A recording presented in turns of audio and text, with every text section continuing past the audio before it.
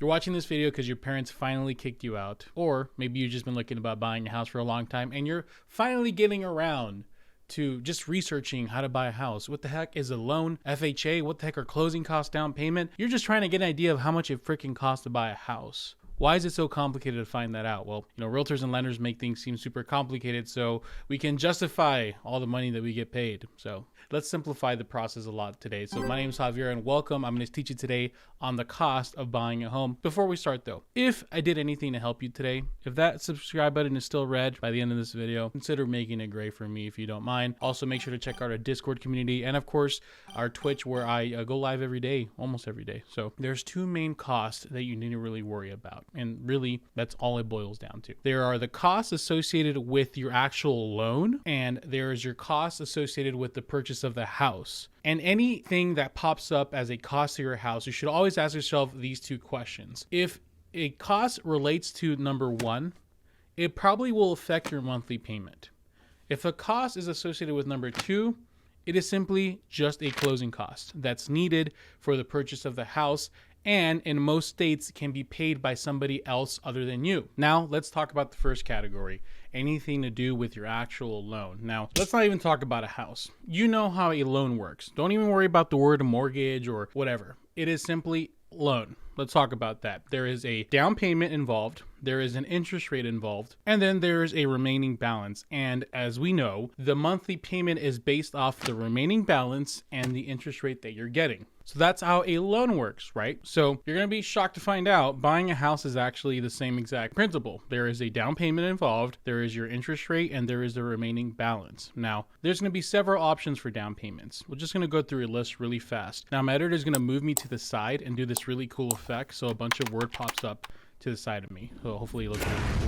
FHA is going to be 3.5% based off the purchase price of the house, not the loan amount. Next, if you're going with a conventional loan, it can be 3%, 5%, 10%, or 20%. Once again, you base it off the purchase price of the home. VA offers some great benefits with 0% down. USDA can offer you as well 0% down. And essentially any down payment assistance program, all you would do is subtract whatever grant they're granting you or giving you or loaning or whatever the case may be. Just subtract that from the actual down payment. If it covers more of it or all of it, perfect, then your down payment zero. If it only covers half of it, well then your down payment is still the same. Technically the loan is still getting that percentage, but you would have to come up with the remaining portion of it. So that's it. Really, there's nothing else to worry about regarding the loan. Now, there is one exception, the golden exception. I totally just made that up, but I'm going to stick with it. And I'm not going to tell you what it is. Yes, I lied. I'm going to tell you now. So the one golden exception that actually relates to both the loan and the actual closing costs is going to be interest rate buy downs. Okay. So what does that mean? Well, let's say you're getting a 3.5% interest rate, okay? Your lender could say, hey, we can actually lower your interest rate to 3.1 or 3.2 if you buy down a point. What does buy down a point mean? Well, I'll let your lender explain that to you, but essentially how I understand it is a point is based off essentially the price or the loan, one of those. So it's like 1% of whatever purchase price you're buying. And by giving the lender more money, you're essentially buying down the interest rate. And by buying down the interest rate, you're going to get a lower payment. Now, the reason why this falls into both categories is because, yeah, it's not really applied towards a loan, right? If you pay an extra $4,000 to buy down your rate, you're not going to get that off the loan amount. You just paid an extra $4,000 that you'll never see again. So then it should be classified as a category B, basically a closing cost, but it also lowers your payment. So that's why it also qualifies as the no loan fees and whatnot. So that's the only thing that would be an exception. And please, when you're shopping around online lenders, make sure they're quoting you like an amazing rate, but make sure there's like with 1 point or 2 points or something under it. So make sure they're not doing anything like that. That is your loan fees. Okay. Now, please make sure to clarify the following with a local realtor lender. I'm only based in Arizona, so this might not apply to you, but how I understand it is any cost towards the loan of the house, essentially your down payment, has to be generated by you and has to be sourced, or it can be gifted by a blood relative. Now, blood relative sounds like a really cool vampire thing. It is spooky season right now. So essentially family member, maybe fiance, husband, wife is exception of blood relative, but basically blood relative by law. So a seller cannot give you closing costs and have it go towards a down payment. I lied. There is a third section. It's also a grant, a government grant or bond program or something, right? But other than those three, probably the only places you can generate those from. Now, what's interesting is the interest rate buy down, even though it is both categories, right, it actually can be helped by a seller concession. So if the seller gives you money and there's anything left over, they could use those funds, even though it directly correlated it. So fun fact. But anyways, that's your first cost. Whatever loan program you use, that's going to, essentially adjust this. Okay. If you don't know what loan program to use, then I have a lot of videos on it that you can definitely watch. I'm sure I'm posting one now there, or, just start researching. Honestly, I don't like guiding you guys through which videos to watch next. I feel like, once you're researching certain topics, just looking it up, you'll find other great channels, or you might come back and stumble on an old video of mine that might give you some information. So just, trust yourself, trust the algorithm. I know the algorithm gets a lot of hate sometimes, but algorithm also learns the best way of teaching us things. So by the way, guys, if you're looking for a referral for an agent in your state and you don't know where to go to, check out my referral program below. You can at least get in contact with somebody, right? At least you can get the process started. We have a team of people ready on staff to get you an agent, connect you, follow up with the agent, follow up with you, and just make sure to get started. Definitely add them to your repertoire of agents you're interviewing. Or who knows, maybe he or she will impress you and you'll use them. So if you need a place to get started once you're fully prepared, go check them out. Links in the description below. We'll keep going. Now let's talk about the other cost, right? The closing costs associated with the closing of your home. Now, this is the fun part, and this is the part that people really freak out about, which in my opinion, I would freak out about the down payment because that literally correlates with your monthly payment and you don't want to be stuck in a high monthly payment. But the second part is what freaks people out because it's the unknown, right? Uncle Harry and Aunt Sally, shout out to your Uncle Harry if you actually have an Uncle Harry. They only know me as Harry Uncle, not Uncle Harry. They don't talk about the closing costs. I always talk about the down payment and what they got and the deal they got, but they don't say, oh yeah, but we paid this much in closing costs. So a lender will tell you that your closing costs are about 2 to 3% of your purchase price. And that's an okay number to use just so you can at least do some quick guesstimates. But in reality, there's a lot more associated with it. Okay. Here's a quick rundown from the top of my head using my knowledge, at least. There's going to be your loan origination fee and appraisal fee, basically lumped together as lender fees, essentially what the lender is charging you to originate the loan. Yes, you might get it confused with the category A. Well, why aren't we charging it to the first category? Well, because this is a charge or cost associated with the closing of the house. Okay. Paying that is not going to do anything for your monthly payment, although I would argue paying that is actually going to get you a loan, which will give you a monthly payment. But either way, that is something that can be shopped around for sure. Right? If you want to find a lender that'll charge less,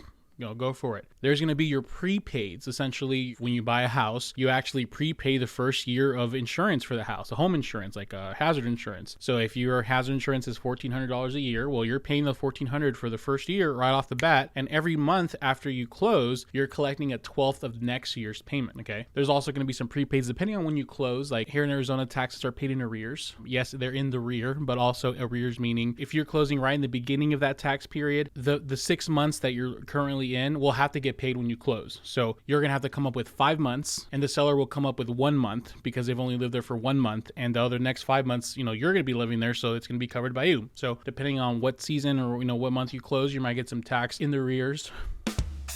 There's going to be your title fees depending on your state. Sometimes it's split with the sellers, but a lot of time, I know I hate these general rules, but really it's most of the time true. Title fees are usually about 1% of the closing costs around there. So it might be less or more depending on your state. So please verify this. I'm looking up at a closing cost detail sheet here for previous closing. The title charges essentially escrow fees for this $400,000 purchase. It was title insurance that the lender needs on the property is about $1,745. Title endorsement, I guess they need to endorse it for $300. So, don't use that as this is what it's going to cost, but it's going to be a big chunk. Okay. Sometimes the lender will actually charge you the appraisal at the closing table. So that's another $400. You have to prepay your interest depending on when you close in the month. So if you close on the first, you have to pay 29 days of 30 days of interest, whatever, how many days are left. And if you close towards the end of the month, you only have to pay for the remaining. HOA transfer fees, all kinds of other fun stuff. So that's just a quick little breakdown of what would be on there. So yeah, a lot of fees that are really in the unknown that even though they suck to pay, a lot of them are originated by the purchase, right? They're originated by you. Transfer fees being done because there's someone buying a house in that HOA, you're buying your first months of hazard insurance, all kinds of stuff. And the reason why I say it's kind of stuff that you're originating is because there's this terrible habit that was created in the 2010s where buyers have this expectation that closing costs need to be covered or else. I'm not going to buy a house unless you, seller, pay my closing costs. First of all, right now the market's really insane. Maybe when you're watching this, it's not insane. If it is, please let me know and make fun of me because I'm sure probably have white hair because of the stress stress I've been going through. I'm already getting white patch here, so don't make fun of me, please. Anyways, so good luck getting a seller to pay for your closing costs in a crazy market. But either way, even if the market does calm down or you're fortunate enough to get closing costs, it is a blessing. It is something of fortune. You're getting a seller to cut a piece of what they're going to make to give to you. Now, whether you think you're entitled to it or not, I would correct that and not ask for anything to be entitled, but rather say, if you got it, great. If you didn't, well, then you just have to pay it. It's part of the buying process. That's what's easier for me to at least accept when I have to pay closing costs. So that's what I recommend you to do. Okay. Don't have the expectation of like, I demand closing costs. No, you're going to pay them if they don't get paid. And that's just part of the process. Now, still part of this category, but not associated with the closing costs. Essentially the closing costs would be what you have to pay at the end of the transaction, right? When you're closing, there's some fees that you have to pay during. A lot of times a home inspection has to be performed on the property. Most of the time will, and I recommend it highly. They used to be like $300, but they're probably going to run you back like $400 to $600 now. The appraisal, sometimes the lender charges you ahead of time. Nothing wrong with that. It's just the way they do business. A lot of lenders, collect it at the end. A lot of lenders just collect it up front. That could be, $600, even $500, or even more. They keep going up year by year. So especially with appraisers having a shortage right now, they're just overstaffed. Don't be surprised if this goes up to 800 or 700 soon. And something that's fun that people always go, Javier, how come you didn't talk about this? Is the earnest deposit. At least that's what it's called here in English. In Arizona, it might not be called an earnest deposit. It might be a holding deposit or some other kind of deposit in your state. Earnest money is not money that's going to your friend Ernest. It is essentially your initial deposit when you get your offer accepted, not when you make an offer. When you get your offer accepted, you essentially pay this deposit, whatever amount you determine when you made the offer, and that gets held usually at the title company, sometimes a brokerage, but usually I've never seen that happen. A checkbox on the contract, that's never been checkmarked on my end, but whatever, maybe your state does things differently. Please verify with your realtor that everything's being done legitimately. But anyways, that money usually gets deposited with the title company, they hold on to it, and they will use that towards your cash to close. So, is it really part of the cost if it's just basically you prepaying a piece of the cost in the future? So yeah, that deposit, by the way, has a lot of protections associated, but you are in danger of losing that deposit. So please talk with your realtor about making sure your ins and outs of the contract. So essentially, boil down, that's it. Not too complicated. There is your first part, which is the fees associated with the lender, which is essentially broken down as your down payment plus any interest rate buy downs, and the second category, which are your costs associated with the closing costs, prepaids, title fees, lender fees, all kinds of fees, home inspections, and of course interest rate buy downs also being part of this technically, because it's essentially another fee the lender's charging so they can lower your payment or interest rate. Whoa, it's Javier from the future. Sorry, I'm just editing the video and I realized that I went really into the details, but didn't really give a simple formula. So for all the people who want something simple, here's the simple way of figuring out your cost. So you get your down payment amount, whether it's 3.5, 5, 10, 20, whatever. That's going to be your loan cost, okay? To find out your closing costs, if you live in a state that charges high property tax, then you're probably going to be closer to 3%. If your state doesn't have high property taxes but have a lot of extra costs like Melrose stuff and all that other crap, then probably going to be closer to 3%. If you want an exact number, definitely touch base with the realtor. If you're in a moderately cheaper state with less property taxes or maybe less fees to worry about, you probably will be closer to 2%. Now, keep in mind, the closing costs eventually cap. It's not, if you're buying a $5 million house, it won't be 3%. That would be way too much, right? In my experience, they usually cap around 10,000-ish, depending on the area. So, this applies to everybody who's buying in a not luxury area. So if you're buying more than $1 million, please throw everything away and go talk to your realtor. But for everybody else, it should be about 2 to 3%. So essentially, down payment percentage, closing costs 2 or 3%. If you want to be super conservative, use 3. If your state is cheaper and you know this, then use 2. Home inspection, $500. Appraisal, let's just say $600. And any other extra fee here that you're going to think you need, whether it's the buy down for the interest rate, or do you think you're going to have to give an appraisal shortfall of some sorts, whatever extra fee here. In my opinion, I always like to add an extra $5K just for security of extra stuff. If you never end up using it, great. Then you just have an extra $5K in your pocket that you can send a gift card to me. And I'm just kidding to do that. This is a joke, FBI. Take it easy. And this is just your game. This is just your gaming. This is just your home buying savings. You should have a separate emergency savings of hopefully 3, 6, 9, 12 months, whatever your floats your boat. But please don't just use your entire savings on the house, okay? So that's an easier, simplified way. Let's get back to the old video. Roll it. How do these get paid though? Well, you don't have to cut a $10,000 check to your realtor when you start looking for a house. So if they do that, run the other way. To start looking for a house, you don't need to pay anything. You just get pre-approved and you start looking. Even when you make an offer, it shouldn't cost you anything. Everything starts when essentially your offer goes under contract. Usually, quick timeline, it would be you need to do your first initial earnest deposit at the beginning of the transaction. You need to pay for your inspection, a few days later or a week later when you do your inspection. After the inspection, the lender will request the appraisal.